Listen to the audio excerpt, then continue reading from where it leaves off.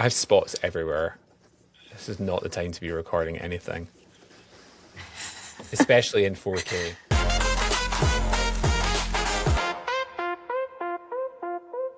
Ah, enough of that. Hello, Cassandra Sparks. Hello, you and Richie Lang. How are we doing today? Feeling fine. Feeling fine and feeling frisky. It's good to see you. I don't know where that came from. I'm really sorry. There was some really good dad dancing there.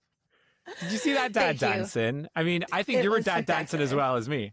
If anyone, no one could see under my desk, but I was doing that thing that dads do at weddings where you like see them like one leg up, kind of doing the jivey thing, like a little bum wiggle. If you ever get the chance, there's this amazing comedian in the UK called Peter Kay. He's been around for a long time. He does a whole thing about it. And I feel like it's so true. Do you know at weddings, I'm not sure if it happens in the US as much as it does in the UK, but there's always that one cousin who's like 40 something, like he's an accountant. Yes. And he ends up so plastered drunk that he puts his tie on his head and starts like sliding along the dance floor on his knees. Do you get that in the US? Does that happen happened. at weddings? Okay, That's good. happened at family weddings. And there's usually a couple cousins involved. And they're doing like a group choreographed dance. In my family, it's to the song Brick House. She's a brick house. And they do this little dance. Oh, interesting. Okay, well, I will safely say that I've never heard that song in my life. Love that. What? You haven't? Oh, it's an excellent song. It's from the 70s, like disco era. Oh, really? Okay. Well, I'll put it on in the office after this. That sounds good. Thanks. You'll like Maybe it. I'll drop it into the playlist for all those other people like me that have never heard that song before in my life. Anyway, love to see you, Cassandra Sparks. What are we talking about today? We're talking about leadership confessionals. This is a quick little snapshot into what it looks like to be a leader in real life, because life is messy. We, as leaders, have had hundreds of stories we could pick that showcase what happens when life just doesn't go the way we need it to at work. And we're trying our best, but we don't have the answers. Or it goes in a different way. So Ewan and I are each going to share a quick little story about what happened and what we learned, because it's so important for us to keep in mind leaders are just people trying to figure it out. 100% agree with that. Cannot wait to see how we, in our stories, found a way to get over that moment in our life, our leadership life, when we just don't have the answers. Let's get into it, shall we? But before we do, tell me, what was our last courage challenge? Remind us and the audience, please, Cassandra Sparks. Indeed. In our last episode, we talked about, it was a listener question about frustration with folks coming in late. And the challenge that we posted, the challenge that we proposed is the next time you feel frustrated at work, rather than just vent about it, ask yourself what expectation needs to be clearer. Yeah. What did you come up with since we last spoke, Ewan? Well, I'm glad you asked, because I had a moment with one of our quality assurance specialists. Now, I don't know if anybody knows this about me.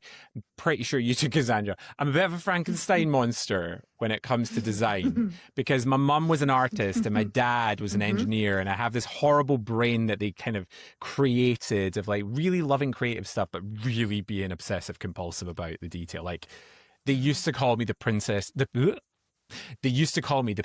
princess at work, because I could spot on a slide a single pixel of a difference when it comes to alignment on a screen. It drives me bonkers. It's unfortunately. Do you have a tiara? Can we get you one?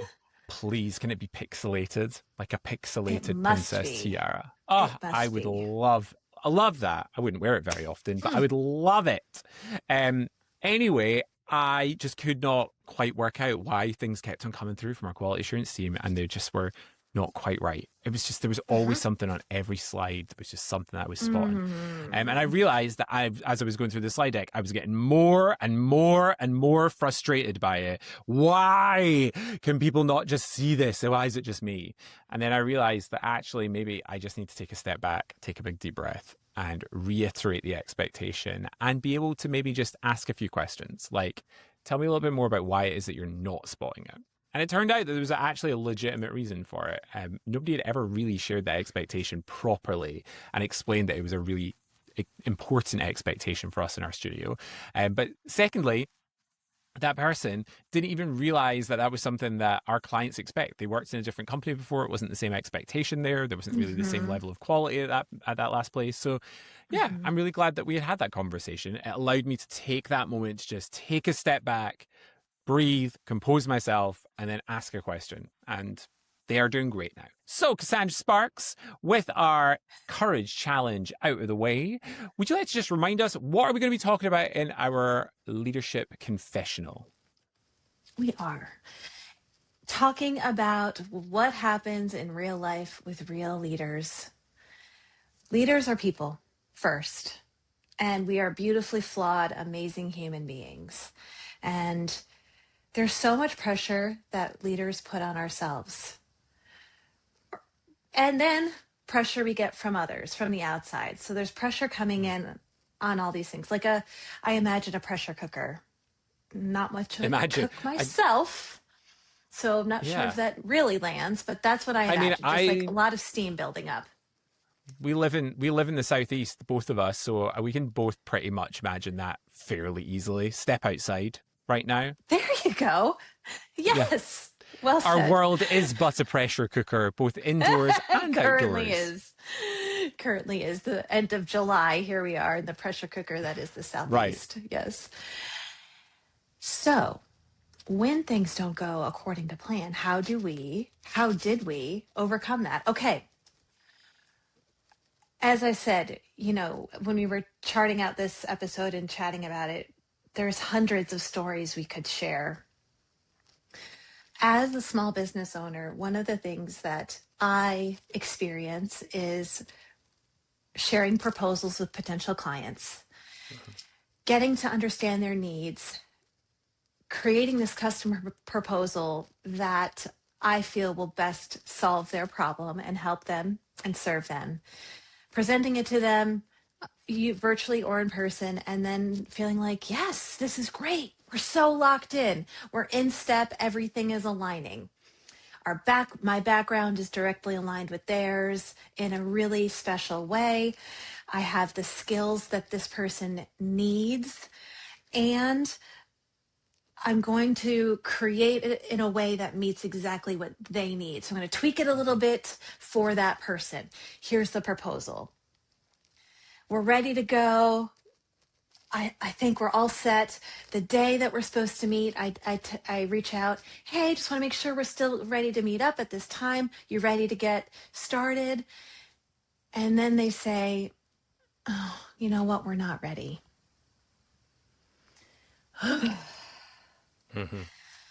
That's a hard thing to do. Yeah. It's a hard thing to kind of come to terms with, to balance. Rejection's tough. As a leader, just full stop, rejection's tough. Yeah. And to not fully understand where the disconnect is, even when you ask that question, is hard to then come back from, so that because I don't know how I can better serve them and eventually then better serve other people. So that's something that I try to reframe as it might not have been the right time for them. And I'll stay in touch. I'll try again to see how I can serve them in the future, and to remind myself that this is not a failure. It's just the wrong time. Right. Absolutely. It's not a no. It's just a not right now.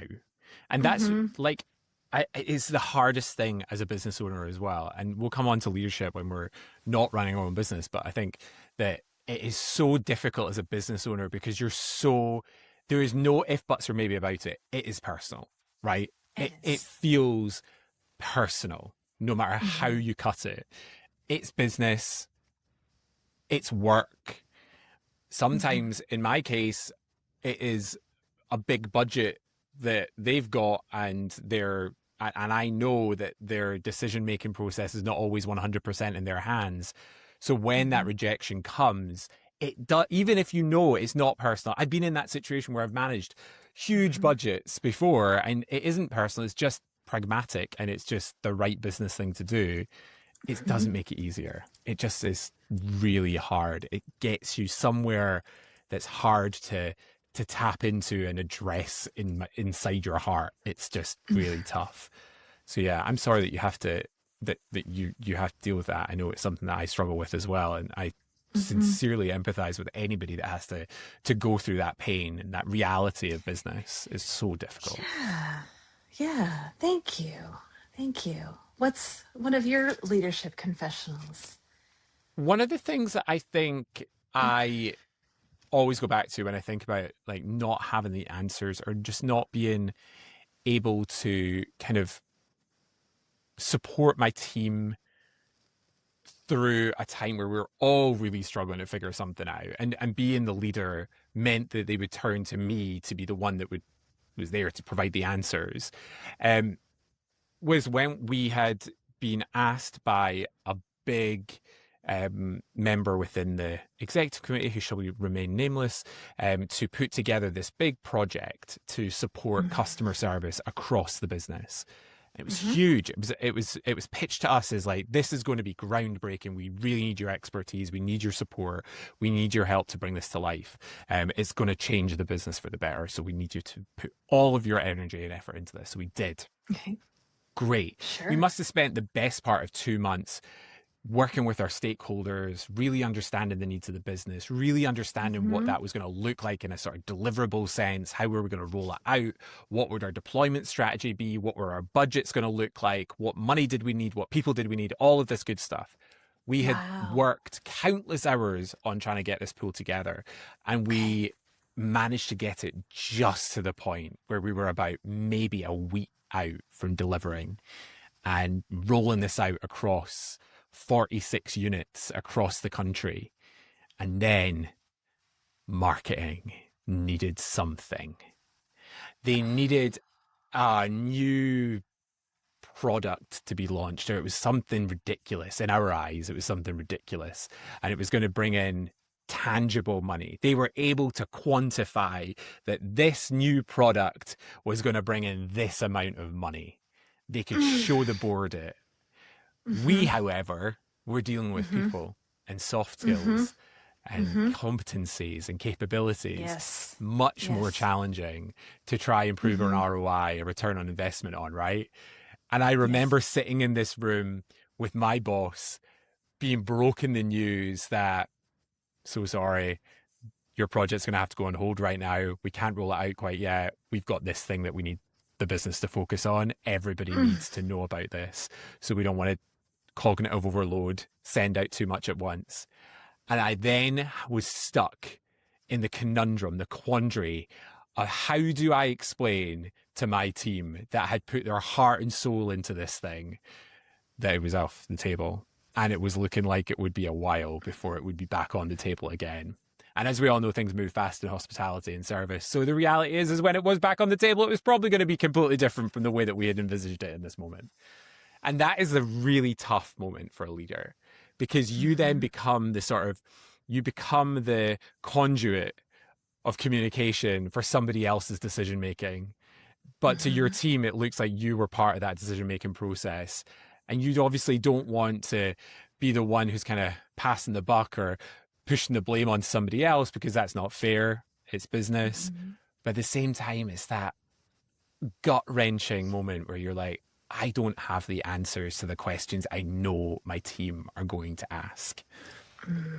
And in that moment, and I suppose it's the same for your confessional as well, Cassandra, like, but you're answering in your example, you as a business owner, you kind of only got yourself to answer those questions to the questions that you're asking of yourself. If that made sense. But in my case, it's still the same. There's still questions there that are unanswered, and somebody needs to find the answer to them to calm the waters and to cool the tension and to alleviate frustration. But sometimes the answers just aren't there, right? So the question then is posed, what do you do? Like, what do you do when you don't have the answers as a leader? Cassandra, what do you do when you don't have the answers as a leader? I was gonna be like, universe, universe, universe, Caw-caw, what can we do? caw-caw. Echo, echo, echo, echo. Yeah, pretty much. When I don't have the answers, what do I do? Listeners, just so you're all aware, a little peel behind the curtain. I'm the one who edits this. I'm definitely leaving that in. Good. Good. When I don't have the answers, I look inward to myself first. Mm-hmm. What do I know to be true? And I remind myself of that reality, because I can spin a story, right, Mm-hmm. into something that's bigger than it is. Mm-hmm. Thanks a lot, anxiety. Right. That's one of my taglines in this podcast. Yeah, that could be the hashtag. We're going to hashtag in the show notes for this podcast, hashtag thanks a lot, anxiety. Thanks a lot, anxiety. So keeping my anxiety in check is the first little conversation I have with myself. And then it's who I might not have the answer, right? I'm not an expert on all things. I know a lot of things and I'm good at a lot of things, not an expert on everything. So who might I be able to bounce this idea off of, or explain the situation and get their opinion?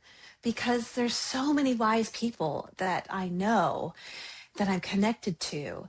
And as long as I can get past that notion of I need to ask for help and it's not seen as weakness, Right. I'm going to ask for help and it comes from a strength of power, and vulnerability is power, then I'm able to move forward and find a solution. It might not be in that second where I can come back to the team or the person and say, here's my solution, but it will allow me to get on the path, that yellow brick road to a solution. Absolutely. Yes. I love that. Yeah. The yellow brick road is solution making. I love that, or solution finding. I definitely hear that. I think that for a lot of us as leaders, it is about just being willing to accept the fact that the yellow brick road is a fucking long road. Like, Ooh, sometimes and she's a curvy lady. She is a curvy girl, and she sometimes is unrelenting, because you think that you're just getting closer to the answer, and then suddenly the answer is miles away. And I think that is something that I always try to go back to, is just grounding myself in reality, and grounding myself in the reality sometimes that I don't know the answer is just the reality that I need to be grounded in. And I need to not let the emotion and the hype and the sense of frustration of other people and of myself, because I'm allowed to be frustrated as a human as well. I'm allowed to be, absolutely, I'm allowed to feel all those emotions. Yes. But as a leader, I have to sometimes just disassociate myself with those in the moment. As unhealthy as that might sound in the interim, it's about recognizing we're doing it so that we can then deal with it and heal from it later. But being strong for the people that I'm leading, and being willing to say, I know how frustrated you are because I'm feeling those emotions too. I, however, just don't have the answers right now, but I'm going to do everything I can to find those answers as quick as I can for all of us. And when I have those answers, I'm going to share them with you. But just know that I'm on the same road as you right now. And that's frustrating for everybody. But you know what? Look at what we have done. Let's ground ourselves in the reality of where we've got to. Let's ground ourselves in the reality of what that might do for us in the future, and the successes that we might be able to have now in the future. What did we learn? What have we worked out? What have we worked through? What problems have we solved to get to now? And let's be frustrated. Let's all be frustrated, but let's do it in a healthy way. And then I can, as a leader, go and pick up on my emotional disassociation later and deal with that when I'm at home in a very healthy way that, of course, does not involve a glass of wine. G&Ts. or liquor. Brilliant. I love your answer so much. I think it is real. It is true to you. And it's also important to say, acknowledge the feeling. I think when leaders try to pretend like nothing's wrong, right, that's when things go badly, because teams are like, but there's an elephant in the room over here. What do you mean everything's fine? And that elephant in the room is got a massive, big, burning fire within its teeth, and it is just adding fuel to the already existing massive fire that we're trying to put out of frustration. That's right. And I just think that as a leader, frankly, there's a lot of swearing happening, and I'm just going to continue it. Just frankly, not addressing the bullshit, I think is just, or adding bullshit to the already big pile of steaming bullshit is not helping anyone. Just say it. Just say, I don't know. I don't know. And it is really, really frustrating. But let's just for a moment ground ourselves in the reality of what we have achieved. And some people will walk away from that and they'll deal with their frustration in a different way. But you have to keep going back. And it's exhausting as a leader, as a business owner. Going back, taking a moment, stepping away and regrounding yourself in what you have done rather than mourning the loss of what couldn't happen or what didn't happen or didn't come. Ewan, it is time. Can I get a hell yeah? Yes, you can. Hell yeah! Woo! It doesn't get any less cheesier. Okay. Well, on that note, let's close this puppy up. let's close this puppy up. Let's put this big steaming pile of fire out. Okay. Give yourself grace is our courage challenge theme. Give yourself that grace and ask the question, what do I need to do? Or who do I need to speak with to find the solutions that we're missing? That's your courage challenge for this week, guys. Please make sure that you reach out to us, DM us, send us a comment in any of our clips that we post across the next week. Tell us how you are addressing your courage challenge. So give yourself grace and ask yourself the question when you don't know the answers. What do I need to do? Or who do I need to speak with to find the solution that we're missing? And, Cassandra, if you want to take your workplace learning from bland to bloody brilliant, follow Figary Learning by searching Figary Learning, Figary, on all the socials. And you can, of course, follow me for all of our thought leadership content and the stuff that my fabulous Laura makes me do for the likes. You can follow me, Ewan Riccio Laying. You can follow me, Ewan Riccio Laying, EWANRICCIOLEING. And Cassandra, tell us, how can we follow you? When you're ready to have motivation sparking your social feeds, just search at Cassandra Sparks, YOU, and there I'll be. Absolutely. And of course, our very own fun shop. Own the Room, Tell Your Story is where you can build your own presence, your confidence and your storytelling. And we do it so that it actually lands and you walk away feeling confident, comfortable, and ready to attack any stage, big or small. Heck yeah. Heck yeah. If this conversation has sparked something for you, then what do they need to do, Cassandra? Invite someone else to a seat at the Speakeasy table. Yes, ye do. We'll see you back here next time. Same Speakeasy. Same Sparks.